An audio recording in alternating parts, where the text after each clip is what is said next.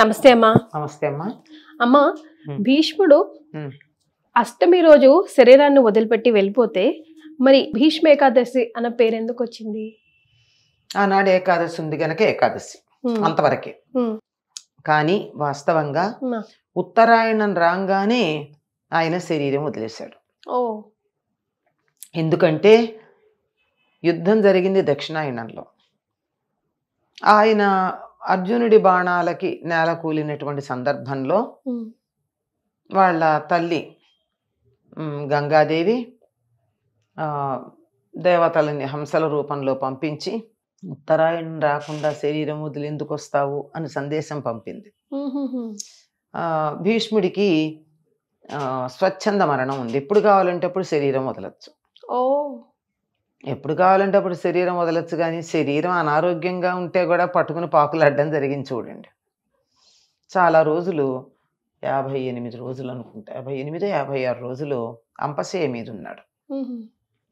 ఎప్పుడైతే ఉత్తరాయణం వచ్చిందో వెంటనే శరీరాన్ని వదిలేశాడు. ఇది జరిగింది మాఘ శుద్ధ అష్టమి. సప్తమి రథసప్తమి. రథసప్తమి నాడు ఏం జరిగింది? సూర్యుడి యొక్క గమనం మారింది. అంటే ఉత్తరం దిక్కుకు వచ్చేసాడు. అందుకని ఆ మర్నాడు సూర్యుడు ఉత్తర దిక్కుకు ప్రయాణం మొదలుపెట్టాడు అనేది తెలిసింది గనక మర్నాడు శరీరం వదిలేశాడు. ఎప్పుడైతే ఇది జరిగిందో ఉత్తర దిక్కుకి సూర్యుడు రథాలు మరలడం మొదలైందో, గట్టిగా ఉత్తరాయణం అని కూడా అనడానికి లేదు. ఒకప్పుడు అది ఇది కలిసి ఉండేవి, ఇప్పుడు తేడా వచ్చింది. ఇప్పుడు అయింది, ఇంకా శరీరం వదిలేస్తాడు తాతగారు అని చెప్పి ధర్మరాజు ఉత్తర క్రియకు కావాల్సిన ఏర్పాట్లన్నీ చేసుకుని వచ్చేసాడు కూడా. అంటే అంతా ప్రీ ప్లాన్డే కదా, డేట్ ఫిక్స్డ్. అప్పుడు అష్టమి నాడైతే మరి మీరు అన్నట్టు ఏకాదశి దాకా ఎందుకు ఆగారు? భీష్మ ఏకాదశి ఎందుకు పేరు వచ్చింది? అదే నా ప్రశ్న. అదే కదా, అష్టమి, నవమి, దశమి, ఏకాదశి 4 రోజులు తేడా ఉంటుంది. ఈ 4 రోజులు తేడా ఉంటే దాన్ని సమన్వయం చేయడానికి కొంతమంది ఏం చెప్పారంటే రోజుకొక్క ప్రాణం చొప్పున పంచప్రాణాలు వదిలేయడని. రోజుకొక్క ప్రాణం వదిలితే కూడా 5 4 అయింది, 5 ఎక్కడ వచ్చింది? ఇది కూడా ఆలోచించాల్సిందే. కానీ కొంచెం ఎందుకు ఇలా అయి ఉంటుంది అని మనం ఒక ఊహ గనక చేసినట్టయితే విష్ణు సహస్రనామానికి ఏకాదశికి సంబంధం ఉంది గనక ఏకాదశికి హరివాసరం అనే పేరుంది. ఏకాదశిని హరివాసరం అంటారు, ఏకాదశి తిథిని.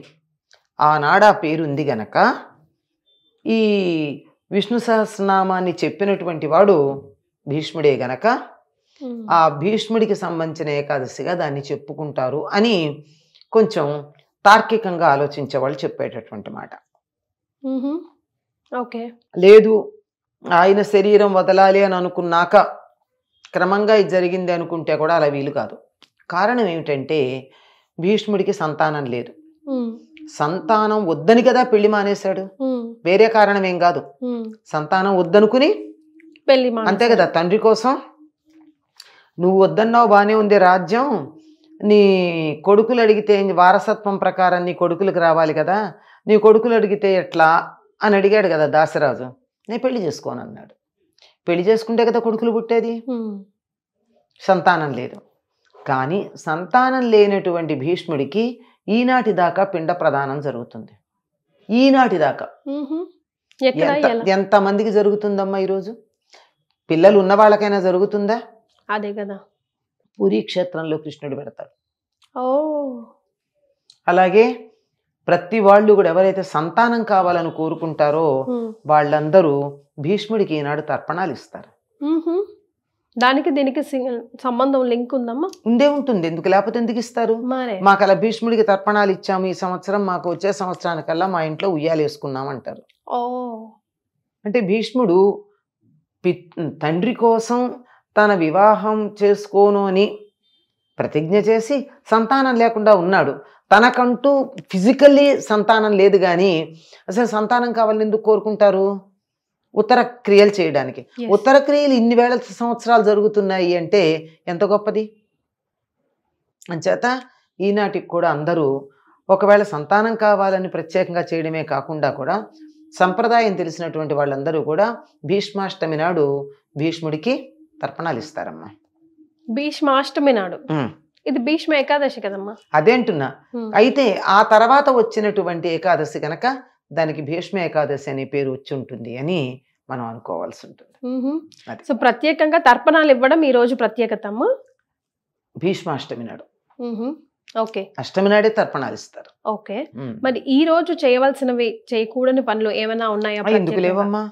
భీష్మ ఏకాదశి నాడు భీష్ముడు కదా విష్ణు సహస్రనామాన్ని దర్శించింది. మరి దర్శించడం అంటే ఆయన చెప్పాడు. ఎంత గొప్ప అంటే కృష్ణుడు అలా కంటితో చూస్తున్నాడు, నోటితో చెప్తున్నాడు, చెప్పిన దాని చెవులతో వింటున్నాడు. ఆయన శరీరం నుంచి వచ్చినటువంటి తులసి మాల నుండి వచ్చే పరిమళాన్ని ముక్కుతో ఆస్వాదిస్తున్నాడు. అలా చూస్తూ కదా శరీరం వదిలాడు. కనుక ఈనాడు విష్ణు సహస్రనామ పారాయణాలు చేస్తారు. భీష్మ ఏకాదశి నాడు అసలు ఏ ఏకాదశి అయినా చేస్తారు. అందులో భీష్మ ఏకాదశి నాడు తప్పనిసరిగా విష్ణు సహస్రనామ పారాయణాలు చేయడం. సరే, మనకి ఏదైనా ఉండే నియమాలు ఒకటేనమ్మా, ఎప్పుడైనా ఉండేవి. ఏమిటి అంటే బ్రహ్మచర్యం, భూసేనం, ఏకభుక్తం. అంతే కదా. ముఖ్యంగా ఏకాదశి పాటించే వాళ్ళు తప్పనిసరిగా చేసేది. అందులో ఇది ఇంకా ప్రధానమైనటువంటిది కనుక ఈ విధంగా చేస్తారు. Right. Thank you so much అమ్మా. ధన్యవాదాలు.